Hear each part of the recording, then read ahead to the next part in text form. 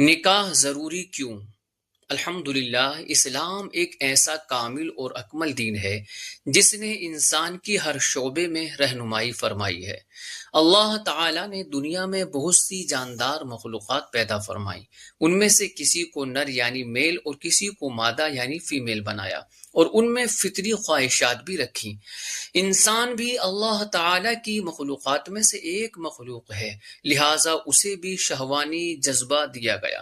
لیکن انسان کو اللہ تعالیٰ نے چونکہ تمام مخلوقات میں اشرف و اعلیٰ بنایا ہے، اس لیے اسے فطری خواہشات پوری کرنے کا ضابطہ بھی انتہائی اشرف اور اعلیٰ عطا فرمایا ہے۔ اگر انسان فطری خواہشات کے معاملے میں اس جائز و حلال ضابطے کی پاسداری کرے گا تو نہ صرف اپنی امتیازی شان برقرار رکھ سکے گا، بلکہ اللہ تعالی اور رسول کریم رؤوف الرحیم صلی اللہ علیہ وآلہ وسلم کی بارگاہ میں سرخرو بھی ہوگا۔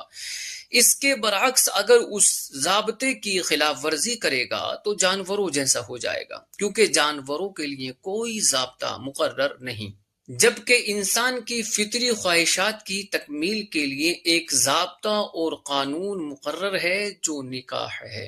لہٰذا نکاح ہی وہ واحد ذریعہ ہے جو فطری تقاضوں کو پورا کرنے کے لیے اسلام نے ہمیں عطا فرمایا، اور اس کے ذریعے ہمیں جانوروں سے ممتاز کر دیا۔ مفسر شہیر حکیم الامت مفتی احمد یارقان نعیمی رحمۃ اللہ تعالی علیہ فرماتے ہیں کہ نکاح اور ایمان یہ دو ایسی عبادتیں ہیں جو حضرت سیدنا آدم علیہ السلام سے شروع ہوئیں اور تا قیامت رہیں گی۔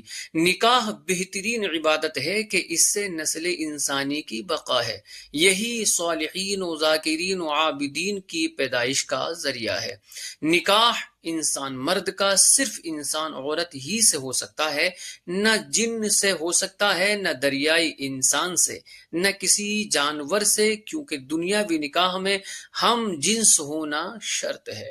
صلی اللہ علیہ وسلم۔